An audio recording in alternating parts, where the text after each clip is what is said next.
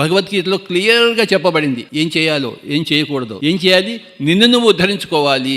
ఏం చేయకూడదు? నిన్ను నువ్వు దిగజార్చకూడదు. ధ్యానం చేయకపోతే మనం దిగజారిపోతూ ఉంటాం, ముసలితనం వైపు పోతాం, చావు వైపు పోతాం. ధ్యానం చేస్తుంటే మనం యవ్వనం వైపు పోతుంటాము, చిరాయుషు చిరంజీవి వైపు పోతుంటాం. మనకి అసాధ్యమైనది లేనే లేదు. There is nothing which is impossible for you if you are willing to do meditation. There is nothing which is beyond your power. ఒకనొక కోతి ధ్యానం చేసి హనుమంతుడయింది. అన్ని కోతులే, కానీ ఒక కోతి మటుకు ధ్యానం చేసింది. ధ్యానం చేసి ఎక్కడెక్కడ పోయిందో గాల్లో ఎగరడం మొదలుపెట్టింది కోతి. మరి మనకేం పోయే కాలం? మనం ఎందుకు ధ్యానం చెయ్యం?